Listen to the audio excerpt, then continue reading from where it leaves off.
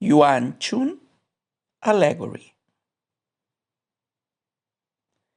3,000 palace maidens show off their beautiful eyebrows. Laughing, they cook gold, but it's getting late. Blocked by clouds, unable to climb onto phoenixes, the sun sets on a lonely mountain. Only despondency remains. So we continue with poems by Yuan Chun. You will remember the previous poem depicted a Taoist persona, a priestess, an alter ego of Yuan Chun herself, in the palace, looking out and thinking of Taoist transcendence. This poem is also set in the palace, but it feels really different, and it seems to come with a completely different message from the previous one. So first thing to say is this poem is a heptasyllabic quatrain, so pretty short, very long lines, but it's just 4 lines in total. These poems are very compact, although the heptasyllabic ones are a little bit more descriptive and less compact than the pentasyllabic quatrains. So the topic of the poem, well, the title, Allegory, Yuan, so the title seems to very explicitly be expecting us to read this as an image for something else.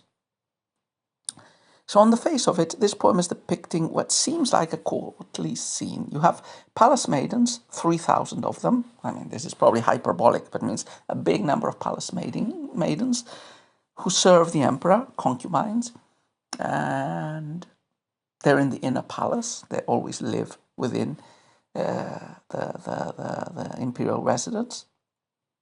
And they're engaging in Taoist practices. So they are cooking gold, which is, a way of referring to laboratory alchemy, which was very popular among Taoists, concocting elixirs that would prolong life or create immortality. And they're doing it, but their efforts seem to be frustrated. It says it's getting late and, they're blocked and unable to climb onto phoenixes. They're unable to achieve what they are trying to do, that is immortality. The sun sets, only sadness remains. So the whole poem seems to be about frustrated efforts by palace maidens to achieve immortality for themselves or for someone else. So we've mentioned in the previous video that Emperor Xuanzong was very famous, was the greatest, one of the greatest Tang emperors, and was notorious for his patronage of Taoism and his engaging in different Taoist practices himself. And like almost all Chinese emperors who liked Taoism, well, he did different practices to try to achieve immortality. And this is a periodic aspect that appears in Chinese historical chronicles, and one that Taoist historians tend to lambast mercilessly. And in fact, we know that a lot of emperors probably died from poisoning, at ingesting Taoist elixirs, a lot of which included cinnabar, which was, it created this really red paint and was associated with immortality, but it's toxic because it contains mercury. So, the topic of this poem would be those frustrated attempts by the maidens to achieve immortality. It's getting too late and they're not making any progress. The fact that they're maidens in the palace seems to really connect them with Emperor Xuanzong and his own pursuit. So one way of reading this poem is perhaps as a criticism of Emperor Xuanzong's obsession with immortality. So the poem seems, on the surface of it at least, to be mocking the palace maidens' efforts and their despondency. So, you could read this as a criticism of the emperor's pursuits,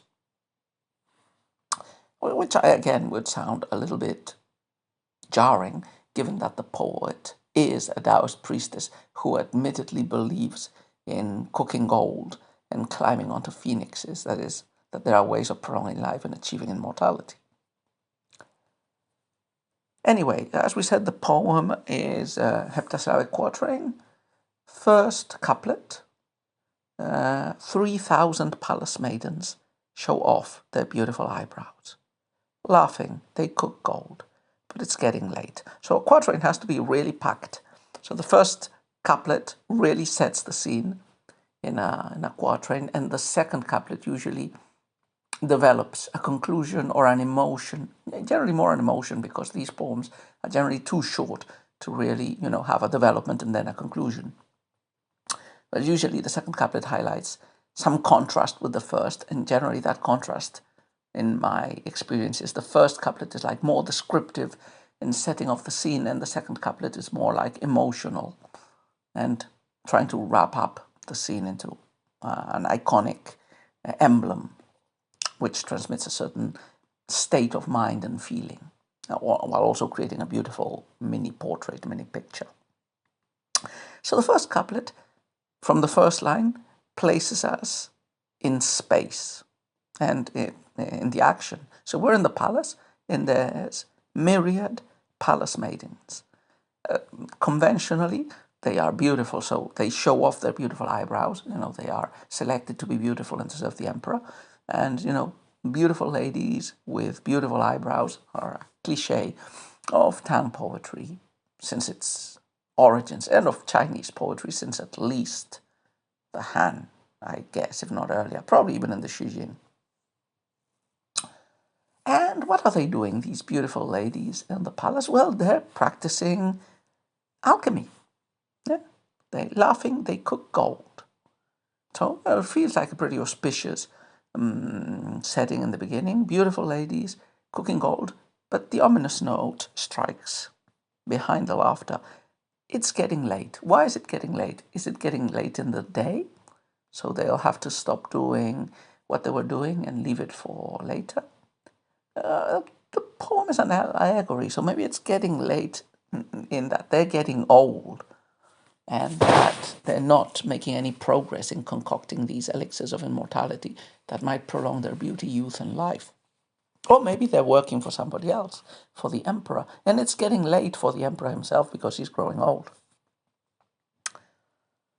Anyway, second couplet, we've had the setting, these women concocting elixirs in the palace, but being frustrated in their endeavors. Second couplet, blocked by clouds, unable to climb onto phoenixes, the sun sets on a lonely mountain. Only despondency remains. So the poem ends with despondency, not laughter. The frustration of the time getting late gets compounded here with the frustration of their endeavors apparently being frustrated, or the feeling at least that the endeavors are going to be frustrated, not only in the short run, but perhaps in the long run. The image in the third line, they're conventional Taoist images for managing to break through and leaving the world. So climbing onto phoenixes, many Taoist immortals were supposed to have floated away on the back of phoenixes into the higher heavens. But they're unable to climb. The clouds are blocking the path instead of making it accessible. And the sun is setting again. Now, this is a very visual, very specific image that hammers in what line 1 had said. What line 2 had said of it's getting late. The sun sets on a lonely mountain. Only despondency remains. Remember, the Chinese generally juxtapose and associate natural phenomena and the feelings of humans, like the sun setting on a lonely mountain is an image destined to evoke sadness, melancholy, loneliness. Yeah?